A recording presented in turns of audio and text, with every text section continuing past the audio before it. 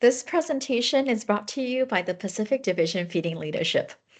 Several housekeeping items. This meeting is being recorded and will be posted tonight on YouTube. The link is in the email you received earlier. You should enter your own hours for this meeting. Your mic and camera have been disabled. If you'd like your questions to be answered by our expert panelist, please enter them in the Q&A. The chat scrolls too fast and we won't be able to catch the questions. Feel free to use the chat to say hi to each other. Our presenter for the next 4 sessions is Julia Bishop. Julia is a volunteer from the Cascades region and has been with the Red Cross for 17 years. She is a feeding manager and has deployed to over 75 disaster relief operations. From hurricanes to wildfires, from tornadoes to floods, I doubt there is a type of disaster that she hasn't responded to. She just came off from an operation from Oregon flood as the assistant director of operations, where she oversaw mass care and client care activities. She is the expert on feeding, and please welcome Julia. I don't know if I'm actually an expert, but I have done it enough times that I kind of do it without thinking. So if I start talking about stuff that doesn't make sense to you, it's in my brain and it's just normal that I do. So just put it in the chat. We'll discuss it at the end of the PowerPoint presentation. Okay, so let's go to our first slide then. So always try to do what you can for blue skies time. So this is a form that Red Cross has. We have a form for everything, of course. And what you're trying to do is see what kind of vendors, what kind of capability they have, how they could support you if you did have a flood, a fire, or some type of a disaster in your community. So you want to make sure that you know who your locals are that you can count on from the very start. So this packet is pretty much gives you an idea of what that is. So it's always good to do blue skies work, to go out ahead of time and talk to your vendors, get them under your belt and have this information ready when the time comes. Um, you also need to know the difference with them. Some of them, they like franchises, um, have rules and regulations, and they have so many obstacles. Sometimes it's not always worth trying to work with within their constraints. But if it's locally owned, they're always more than willing to help or support or even donate meals for you. You also need to make sure that they will take a credit card over the phone. There are some that will not take credit cards over the phone. And if you're trying to do this virtually, you may run into some hiccups with calling somebody and says, "Oh, I can't take a card over the phone." Of course, I think it's funny you can order food online, which is paying for it over the phone, but for some reason you can't order it in person and pay for it over the phone. So, and then I always try to tap into the farmers market groups because they'll are always willing to help you, supporting and giving you lots of free fruits and vegetables. And that's something we don't always have in our shelters or in our headquarters. So it's always nice to tap into that and get those kind of extras that we don't normally have available to us. Next slide, please.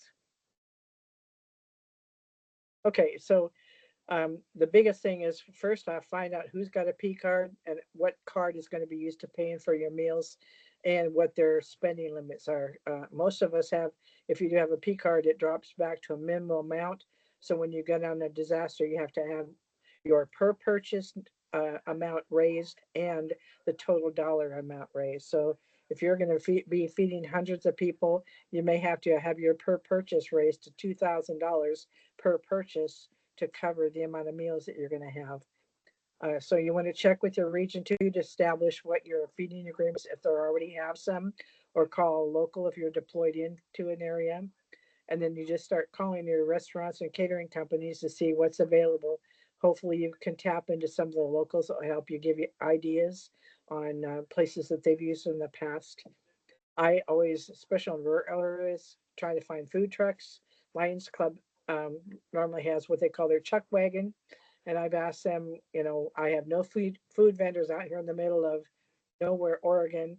Can you come and change your menu and work with us? And they've done that with us before. So, as if there's a church that has a commercial kitchen, or if there's a food truck that's willing to support you and deviate from their menu to it's not the same, barbecue every day, then they're always a good option. Some of the other options are hospitals, jails, prisons, in schools, especially if school's out, they get actually a disaster fund meals that pay for the meals that they've lost because they've already had them.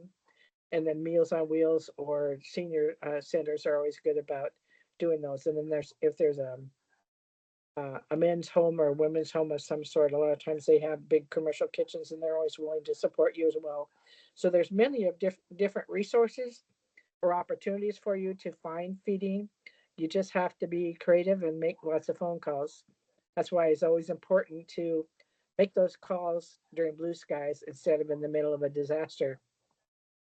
Next slide, please. Okay, choosing vendors. Choosing your vendors, you want a vendor that has a wide variety of meals. Please avoid fast food, cold sandwiches when possible.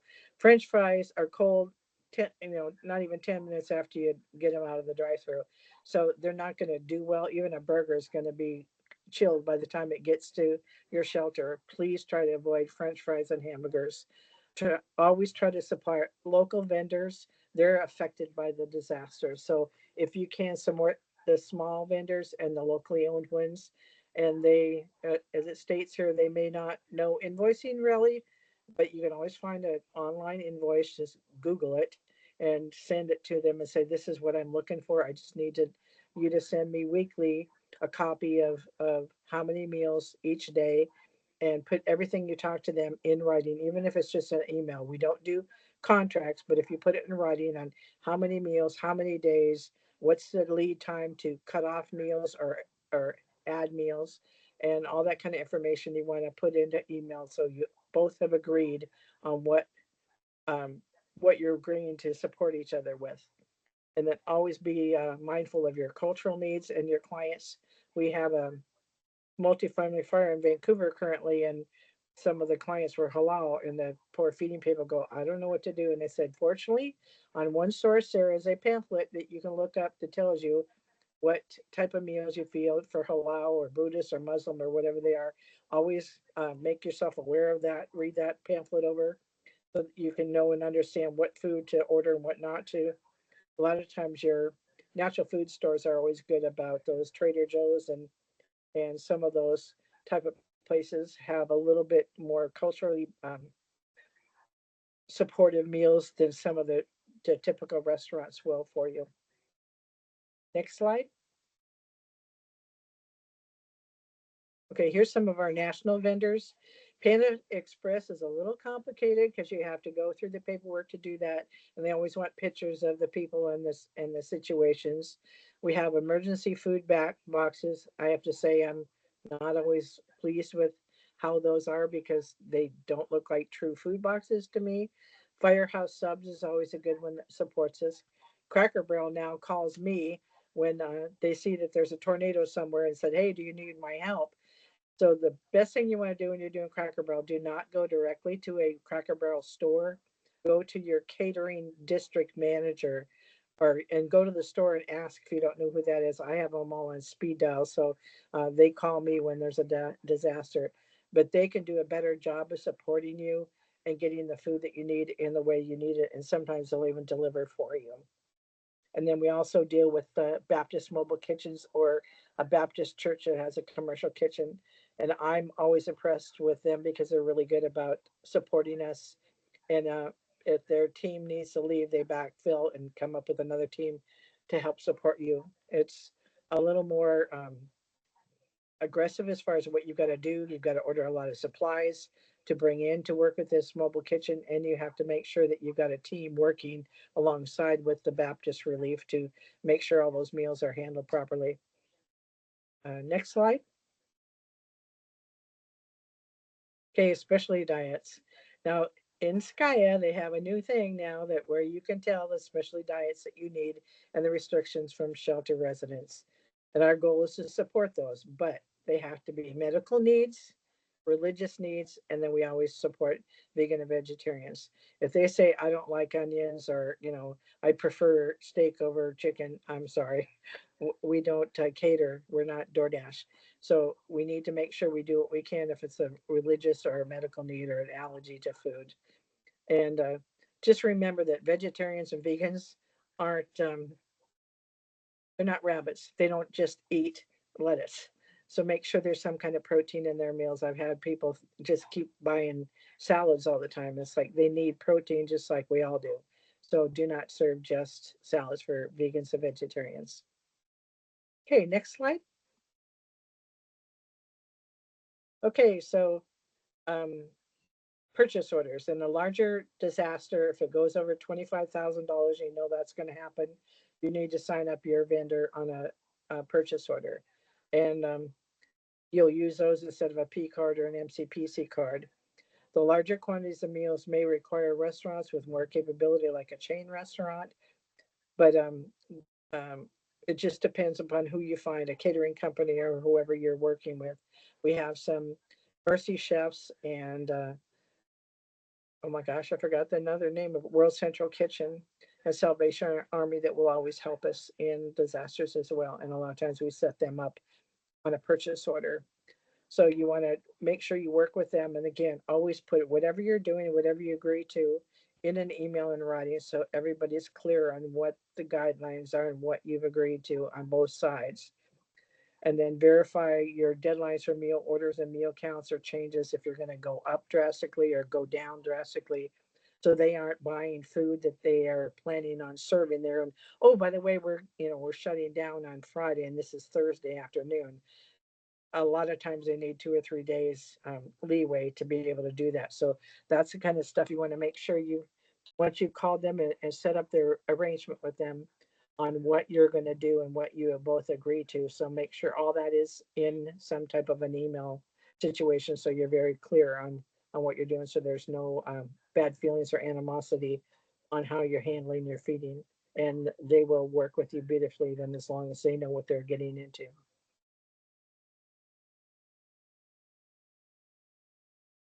Okay, next slide. So here's your vendor feeding packet. So this can get complicated. I want you to really do what you can to walk through it and look at it before you ever offer it to a client, because I've had people just email it to people and say, here, just fill this out, and then and then email it back to me, or hand deliver it, whatever you need to do. You need to know what this packet states and what it does, so you know when they have questions, because they do get confused. When I was talking about um, trying to use local vendors. We had one that looked at the packet and they wanted to be paid by a P card every week, but it was going over $25,000.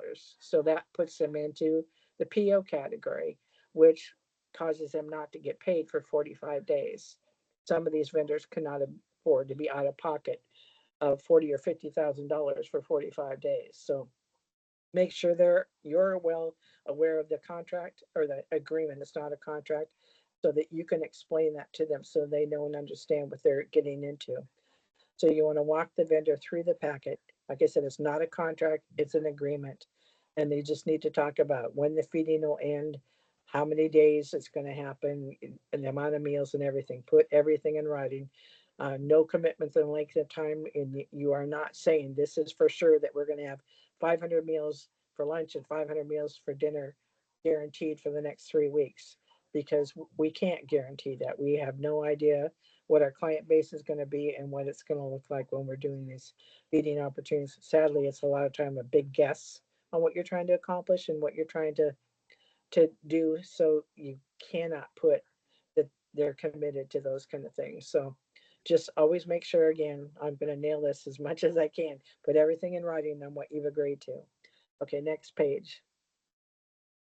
So here's where it talks about getting the payments and getting paid.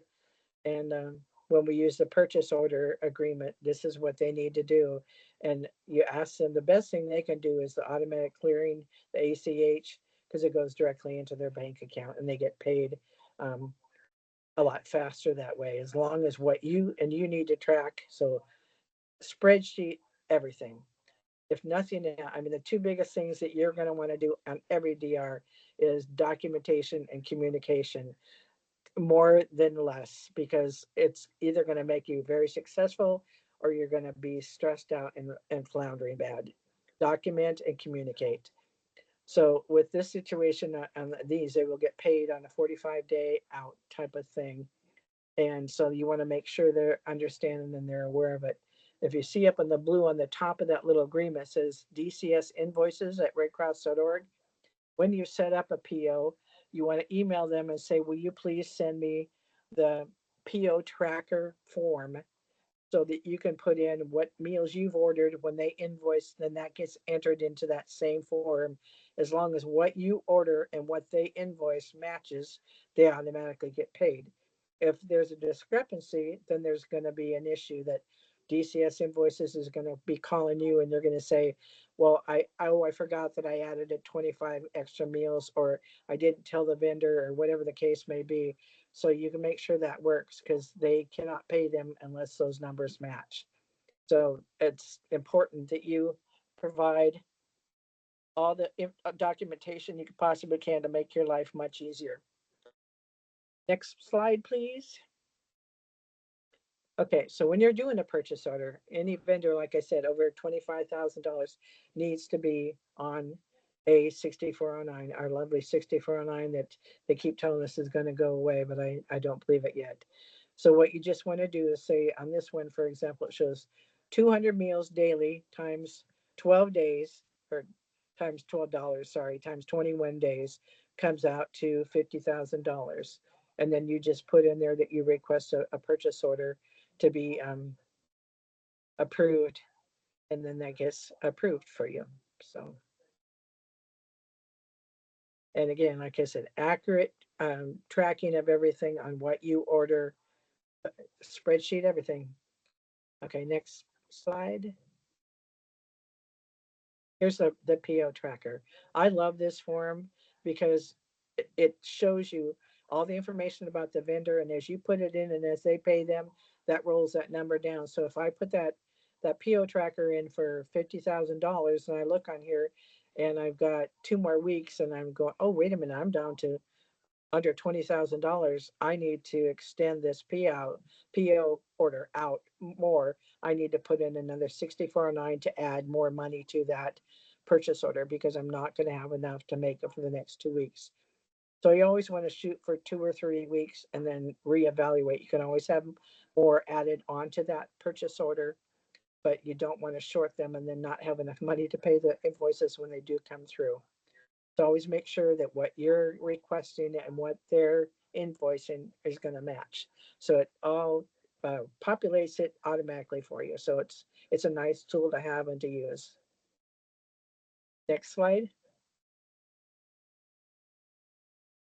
Okay, documentation makes for success. Using spreadsheets, please store them in Teams. One of the things that I found with working with the Red Cross laptops is Excel and all those online things that we try to use. After you create a document and you saved it, you've got 5 days to use it and then it's locked down.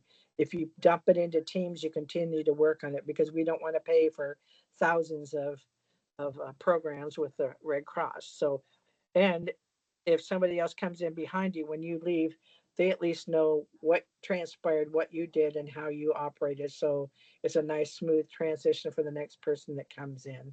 Or if you're coming in and you just open up the Teams, you can say, this is a spreadsheet of what we've been doing, who we fed, what the vendor was, what the dates were, how much it costs us, a spreadsheet, everything. And then, so this is just an example, all the stuff you want: the vendor address or phone number, the amount of meals, whether it was lunch or dinner, the date, the cost, location of the meal delivery, and how it was paid for. Was it MCPC card? Was it a PO or P card? However it was done. So document, document, document. Next page, please. In-kind donations. I know we're kind of in a little quandary with the in-kind donations, but you do have to ask permission, or if the offers desk says, hey, we've got an offer that this is what we're looking for, then you can accept IKD. We used to be able to just go out and say, hey, can we get this? Can we get that? And we cannot accept unauthorized deliveries or goods or services. It'll get us in trouble and affect your budget, and you don't want to get in that kind of mess. So right now, everything has to go through this offers desk at Red Cross for review and processing. Sometimes people know that and they'll call them directly and say, hey, I've got 4 pallets of Gatorade, do you want it? And then they'll ask you and you'll say, well, yes, of course, I'll take 4 pallets of Gatorade. So IKD has changed a lot now that this offers desk is open and we don't end up with stuff that we don't know what to do with. It's too much of the wrong thing at the wrong time. So be aware of what the offers desk is about and what in-kind donations is about. Okay, next page. Okay, that's it. I know there's probably 100 questions. I probably talked too fast, went through that rather quickly, but again, it's saved on YouTube. You can go back through and look at it. So if you have any questions, now is the time to start asking. Thank you so much, Julia. And I'm actually surprised that I haven't seen a single question yet. But let me just recap. I see hands up. Let me just recap real quick for the links that I put in. The first link that I put in, it was a resource on sheltering and mass care activities for culture sensitive needs. So the link is on there. The second link is talking about food restrictions and allergies and culture sensitivities. This link is on OneSource. So when you click on that link, you would have to use your credentials, volunteer connection credentials, to log on to OneSource. The third link that I put on is the feeding toolkit. All the documents that Julia talked about earlier for the feeding vendor capacity, the agreement, etc., they're all online on the feeding toolkit.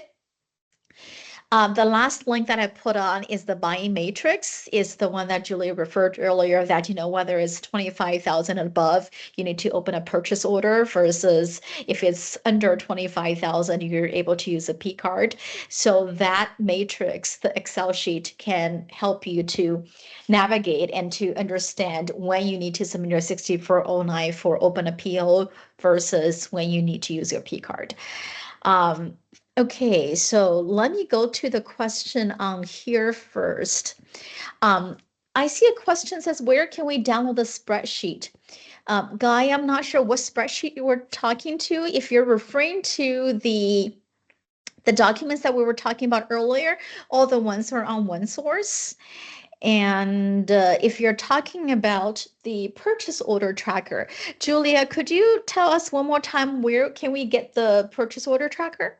The purchase order tracker, you're going to email DCS invoices when you put in a request for a PO, and they will send you that email with that tracker on it, and then they'll work with you with that tracker form.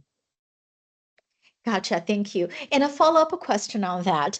Do we submit the 6409 to DCS invoices directly, or should we submit it to logistics for approval? No, it has to go, it depends upon the amount. Like when I was in Hawaii, we were running POs for over $1 million.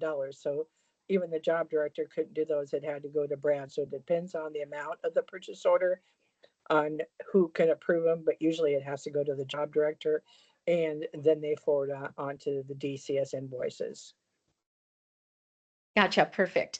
So once everything is set up, then we as in the feeding person can go ahead and email DCS invoices and to get the purchase order tracker.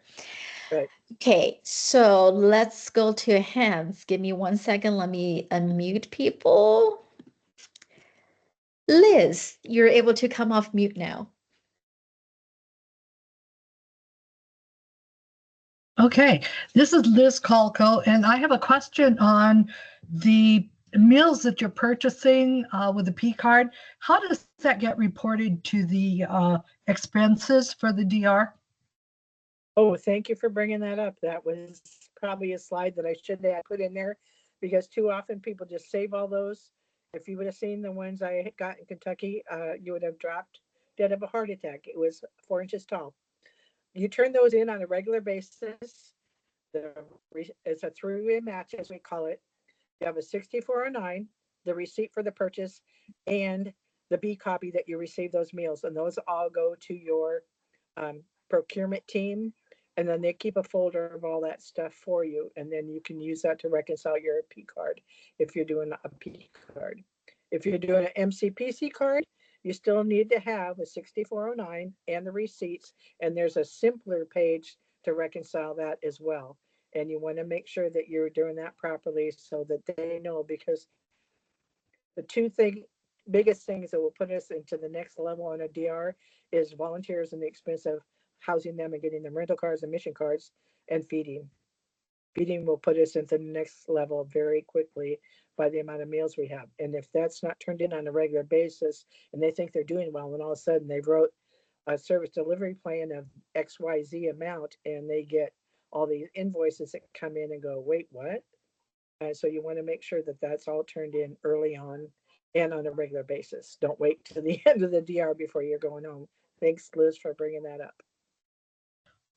Sure. And a question on the POs, when you're setting those up, can you set up a PO after you have already started feeding with a vendor for a week and have Yeah. that week's worth of meals covered? No, you'll have to pay them on a P card. Sometimes when it's small mom and pops in Mississippi and Alabama, I know that they could not afford to be out of pocket for $40,000 or $50,000 until they got paid. So I'll pay them for a week or two on a P card, and then it takes 3 or 4 days anyway to get that PO approved. So that way they've got money in their pocket till they get started. But it doesn't go backwards; it goes forward. So when the PO is approved, is those meals past the time that it's been approved are the only ones that they'll pay for on that. Okay. And lastly, when you're setting up these POs, you're saying to send them to DCS or something like that. Should sourcing also be copied and notified on that?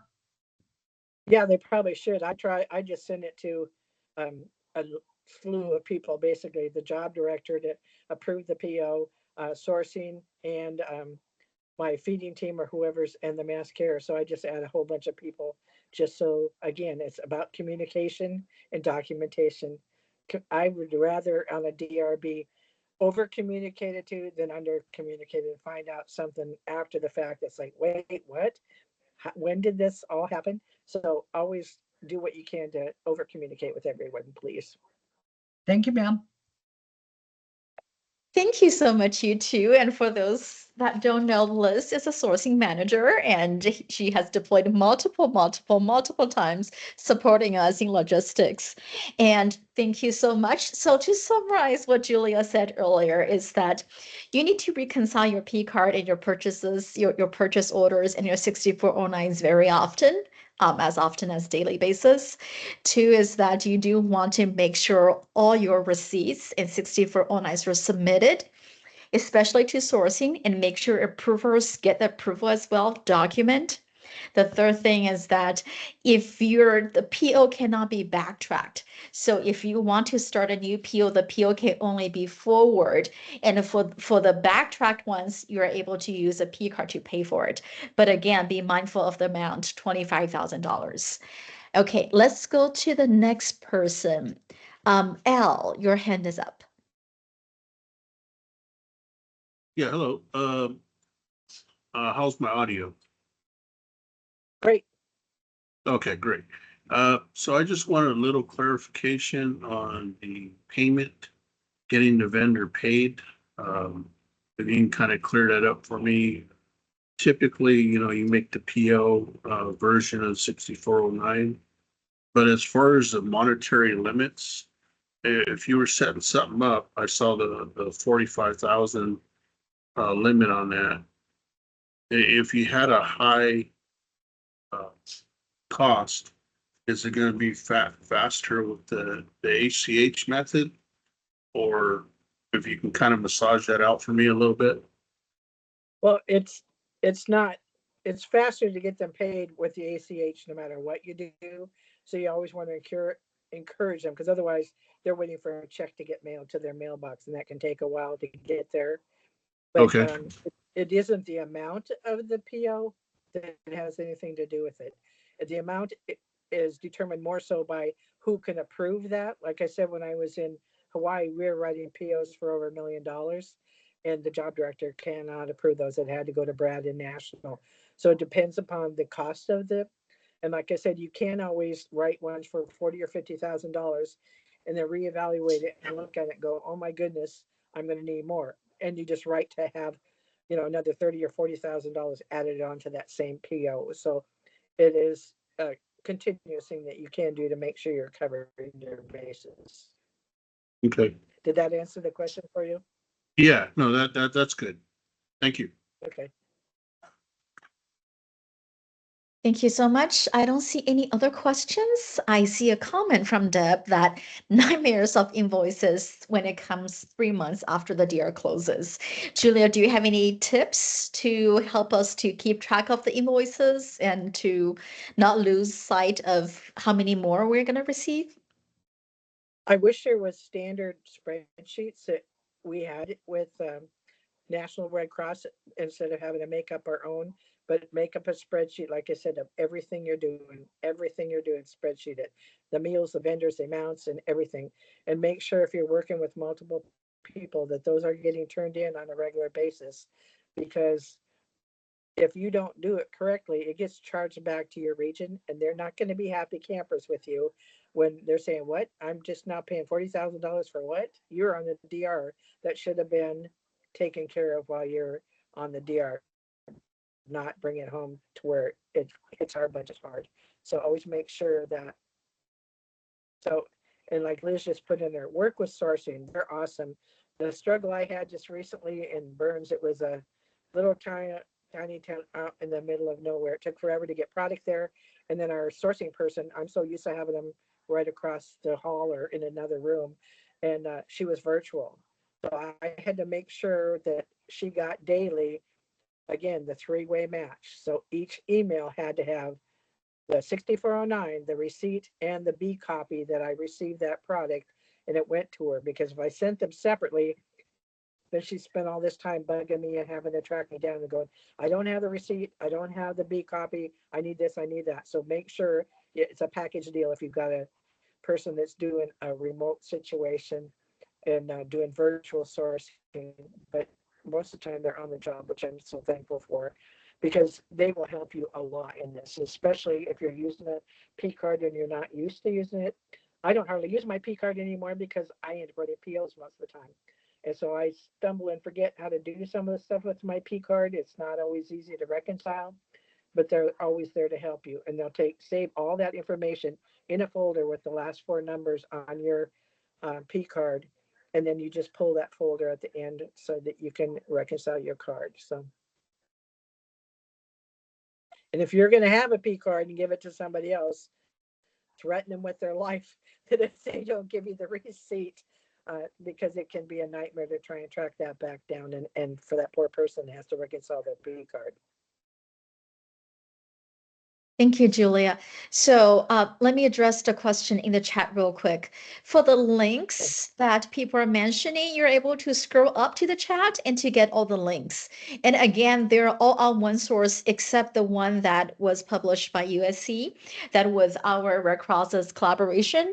Again, scroll up and you can see the link.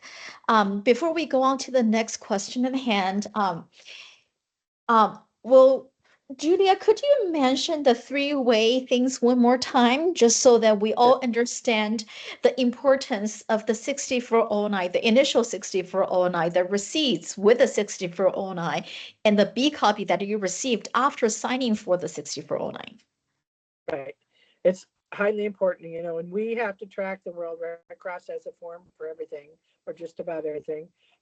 And the biggest thing is we can get audited, and we want to make sure our paperwork is all up to date and proper.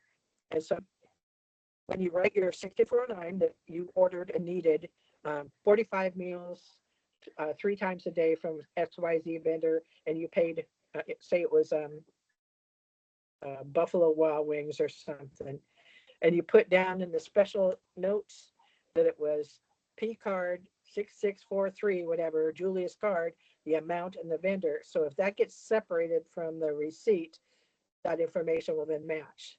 So you want to send a copy of that 6409 that you ordered and got the food, a copy of the receipt, either scan or take a picture and email it to yourself to add to that email.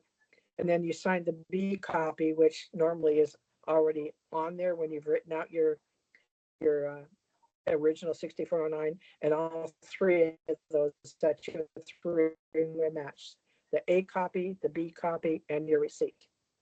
Did I clarify that or make it worse? Thank you so much. I think we clarified a lot, and I think it'll be new to people if you've never seen a P card, which is purchase card. That we saw some explanations in the chat. P card is a purchase card, just like a credit card. As a volunteer or paid employee, you're able to request that card, and those can be used to purchase meals, food, groceries, purchases when you need to use for disaster relief operation or your steady state regular activities. And let me scroll back. Deb mentioned a really good point, and Julia did as well, is the accounting string that we're talking about, or the accounting code. When you Yeah. have a P card, you do have to reconcile your P card. And each DR has a different accounting code, and each region and division has a different accounting code. And when you set up your purchase card, the P card, they have a default code that is linked, whether it's to your division or to your chapter, whichever, however you're related. The reason that you're requesting for the P card. So that's the default. So unless you change it, especially let's say you're on a DR, the DR is a different accounting code. You need to make sure you reconcile that and you need to change that to the correct code. Otherwise, your chapter might get billed for the food that you purchase for a specific DR, or your division might get billed for that when you're deployed outside of the division or the region. And then one of Okay. the biggest things you need to understand too is the lovely thing is a lot of times sourcing or whoever sets up your information and planning your IAPs, they will put a copy of a 6409 in there for you that you can elect it. We're trying to do everything electronically, and that's still a bit of a hiccup for a lot of people, but it should be in there and it'll have that accounting string already on there. All you have to do is add a couple of numbers to that, but try to use the 6409 that they put on the IAP that you receive daily, because that will help you out immensely. Thank you so much. And I think you just answered Deb's question in the Q&A that do we recommend a electronic 6409? So the answer is yes, to keep things simpler and streamlined, that we can keep track of all the records. Okay, let me scroll up.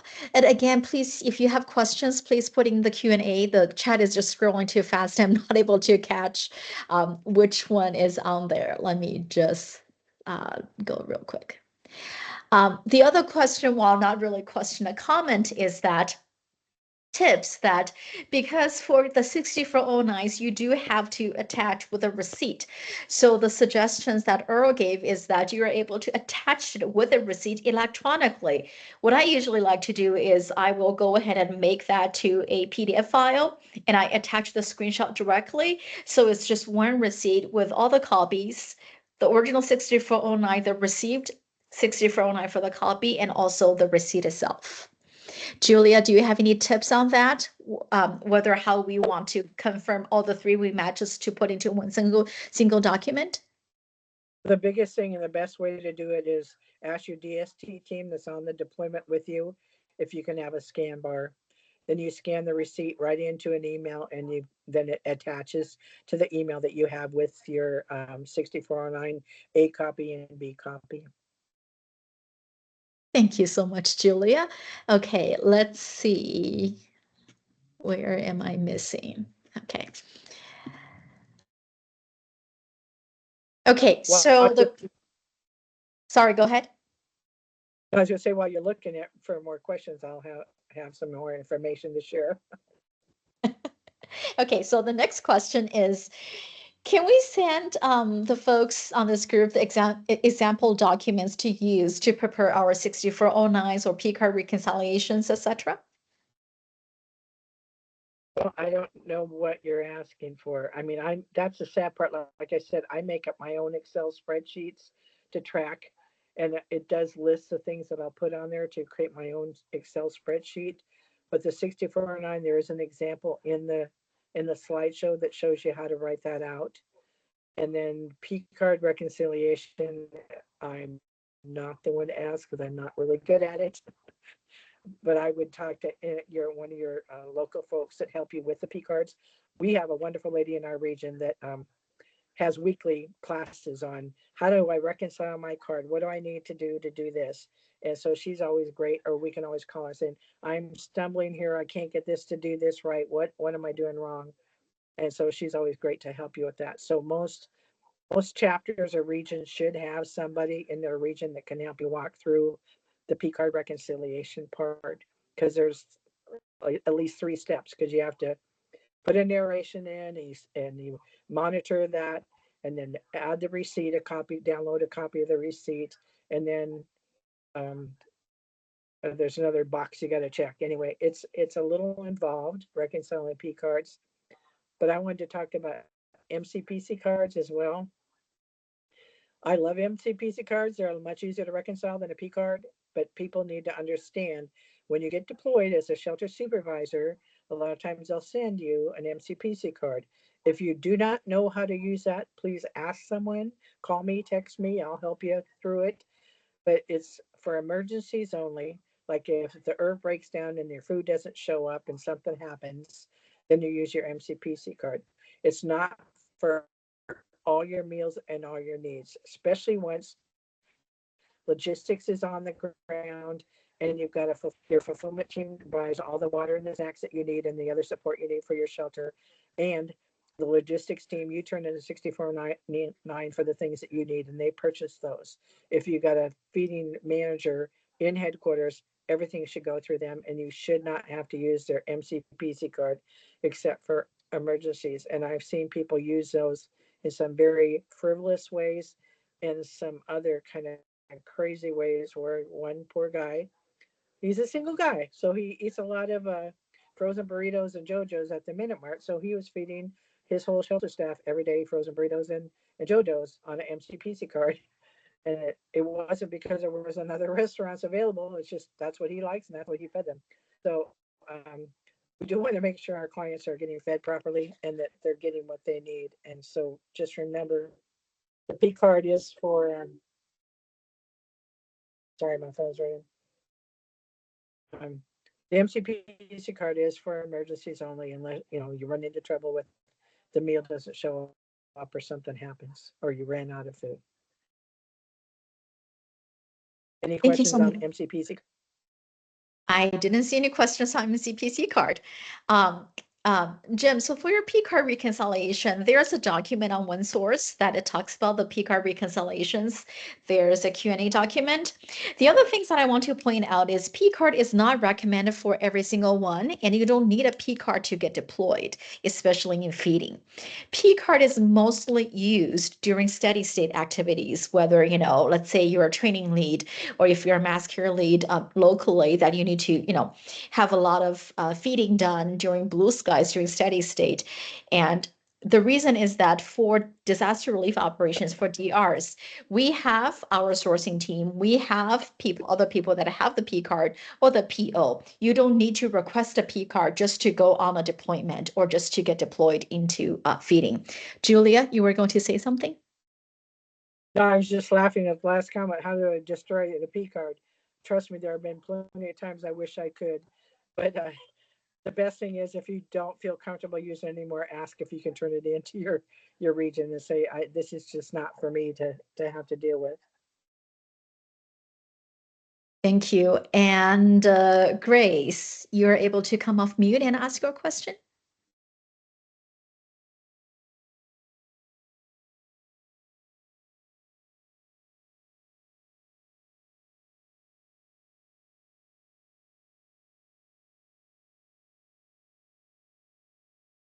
Grace, I no longer see you and I no longer see the hand. Okay. Anyone has any other questions? We have 15 minutes left.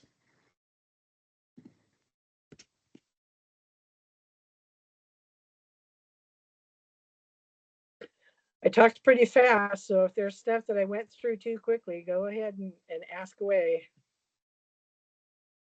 Okay, Kathleen, I see your hand. Give me 1 second, and you're able to come off mute. So I just got asked to be the feeding person on maybe a small wildfire or a shelter or whatever, and I'm a deer in the headlights. What is my checklist or bring me back down to earth of what do I need to do next 3 steps?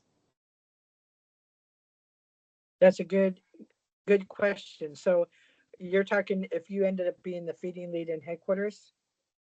Either at the headquarters or let's say it's just a small, level Level 2 2, or level, yeah, okay. right? And they say, okay, you need to feed the people in our shelter. And you're like, okay. What? What? How? What do I, Um, what things could I write down to say, okay, step 1 is this, step 2 is this, step 3 is that? So if you're not from that area, or if you are from that area, that's why it's always beneficial to have feeding agreements with some of the local vendors and know who you have available for you. If you don't, you just start going through the Googling and find out local restaurants and catering companies to help you with that. Find out how your mass care person talk to them about how are we going to pay for these. I don't have a P card. Will I get issued an MCPC card, or will I use somebody else's P card to be able to purchase my meals? And then you want to work. Normally, you have an ops meeting of some sort with the mass care team, and you'll kind of discuss how many people that you may be needing to feed, any consequences or concerns with the meals. So fortunately, there's still a few hiccups with the SKYA meaning. Oh, I can't even talk. Meal counts and what you want, because it doesn't show a date, so there's no trend. So you don't know when you've read that report says SKYA says we need 45 meals for lunch and 60 for dinner. And then the other one says if there's specialty meals that you need to order. Your specialty meals are always going to be a struggle to try and find. So do what you can to focus on those. But the biggest thing is just keep yourself grounded, breathe, use a phone a friend, and make sure that you talk to the rest of your team so you can get some insight from them. Because sadly, a lot of times this is a guess. Like I said, we had a 40-unit fire, and all these places are going to get condemned. And so we expected over 60 clients to show up at the shelter. And originally there were only 3. I think they thought they were going to go back in their homes a couple of days later. So it's hard to guess sometimes how many meals that you want to use or order. But it's just working with your team and have them help you brainstorm to what they think and do what you can to support it in the best way you can. I don't know if I really answered your question or not, though. No, it did. Gives us a starting point. Thank you.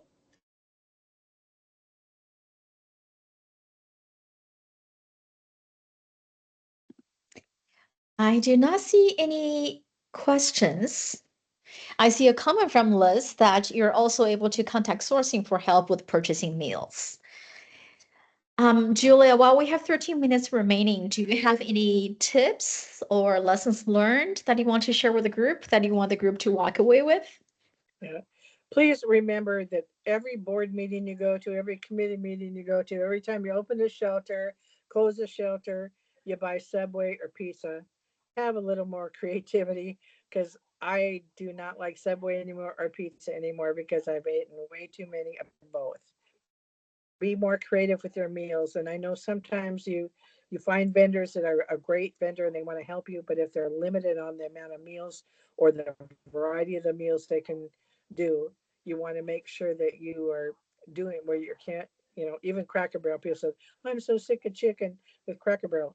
And again, I have to warn you, they will give you 6 sides. You don't need 6 sides. But if you go through the divisional catering lead, she will hook you up with the meals and what you want and be very clear with what your needs are. And like Liz put in here, always contact sourcing because they can help you with meals and the purchasing as well, so you know what you're getting yourself into. Thank you so much. And could you share with us the creative ways that you came across or that you suggest how we can get creative on ordering meals? Well, in Harney Hub, my little location in Burns, Oregon, it was a senior center. It was the cutest little place that had a 50s diner set up there for their seniors. And I was looking for a vendor and I couldn't find a restaurant that there weren't many restaurants in this town. It's one of those towns you just drive through, or a lot of hotels. So people spend the night and keep going. Not many people stay there. And so I went to this Harney Hub, which is a senior center, and say, are you capable of doing meals and how many can you do? Because it may be hundreds, it may be, I don't know at this point. And they said, yes, we'll do it. I was afraid I was going to get those kind of prepackaged Meals on Wheels kind of meals that aren't always the best. It's like a kind of a TV dinner thing, but they did fabulous. So we actually set them up to where they have a drive-through. And so I could do community feeding because I only had one IRF. And so people could drive through their drive-through and we paid for the meals and people could pick up the meals there. So always look at the resources in the community you're in. When you're in small communities, you really have to be creative. Like I said, I called food trucks and asked them to come and serve. But if school's out because of a disaster, the school has money that they can get through USDA, and they just have to call and say, can we get approval to be able to use this food that we've purchased for a disaster? And I've never had a question where they said no. And they will undercut themselves. I was in a small rural Oregon community a couple of years ago with a wildfire, and they only wanted to charge me $3 for the meal. And I said, I love the fact that you're doing that, but I don't think that's fair. Can I at least give you a 5? And so they accepted that and they did our meals for us. So, and a lot of kids don't, especially when school's out, don't get fed, because I know we have backpack program here in my community where if these kids are out of school, they're not having meals at home at all. And so in a disaster, they want to make sure that they get fed as well. Thank you so much, Julia.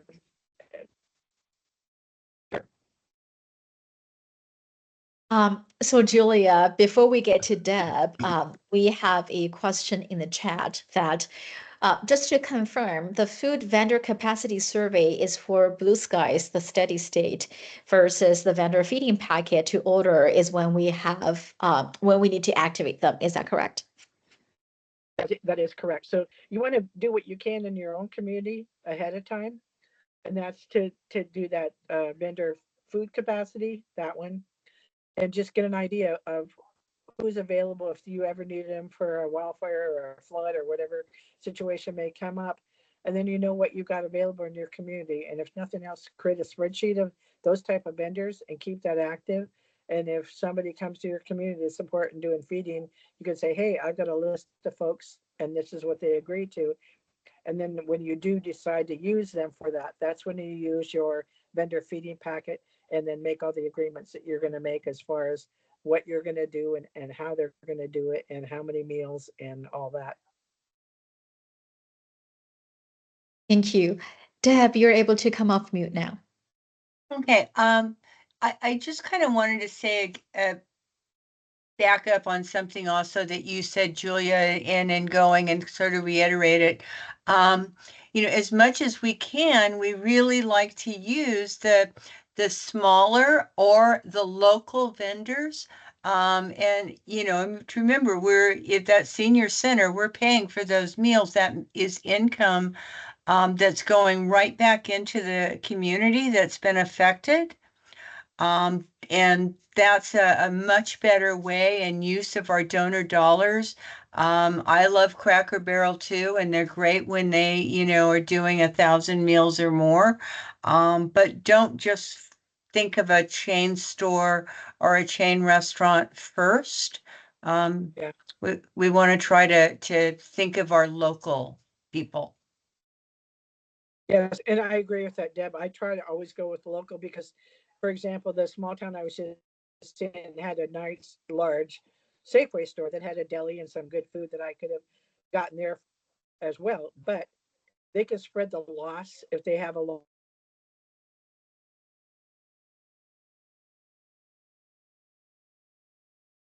Julia, we lost you. Can you still hear us?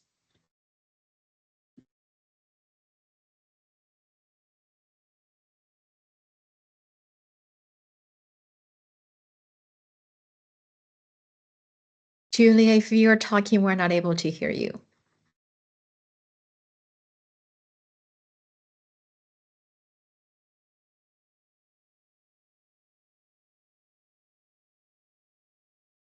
Yeah, I think we lost Julia for the moment. We have a comment in the chat that Cynthia said, we also use local grocery stores and Trader Joe's for our survey. That's creative as well. Julia, are you back?